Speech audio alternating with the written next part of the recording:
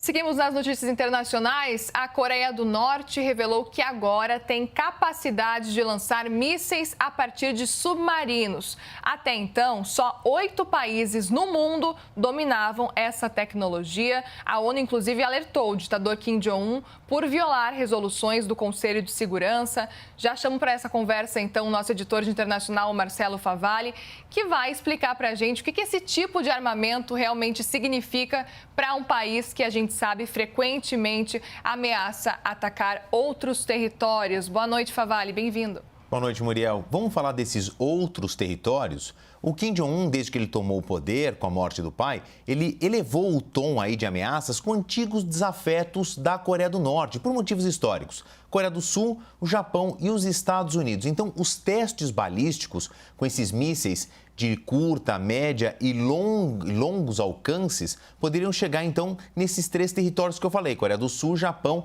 e Estados Unidos. Agora, um míssil que sai de dentro de um submarino deixa, então, uma capacidade de ataque muito mais agressiva de um país que tem essa tecnologia. Para que serve um submarino numa guerra? Para ele infiltrar mares dos inimigos sem ser percebido ou dificilmente ser detectado.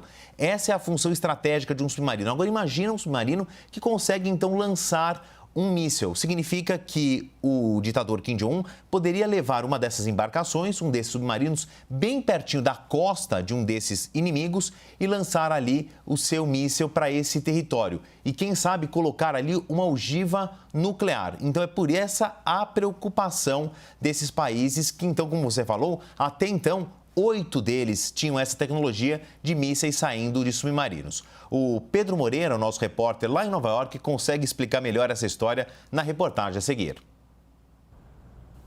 Uma reunião a portas fechadas do Conselho de Segurança da ONU discutiu a mais recente demonstração de capacidade militar da Coreia do Norte.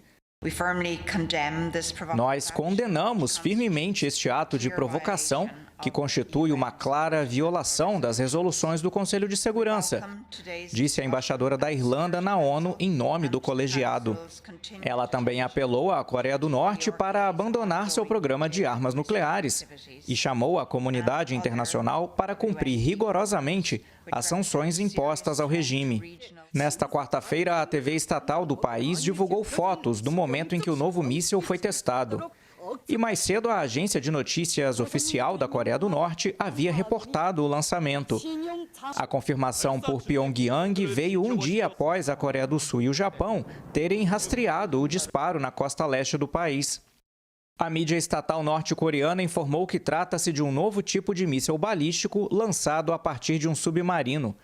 O modelo teria recursos avançados, como ser capaz de mudar a trajetória para dificultar a interceptação por sistemas de defesa. Com base nas imagens divulgadas, especialistas avaliam que pode se tratar de um modelo inédito, menor e mais fino, o que, apesar de reduzir o alcance, permitiria o transporte de mais unidades em um único submarino, o que significa uma tremenda vantagem estratégica. Apenas outros 8 países em todo o mundo têm capacidade de lançar mísseis debaixo d'água. O lançamento provocou certa surpresa nas autoridades da Coreia do Sul, porque ocorreu horas depois de os 2 países terem retomado as comunicações oficiais que estavam suspensas por meses. Na ligação telefônica, os norte-coreanos não informaram sobre o exercício com o novo arsenal.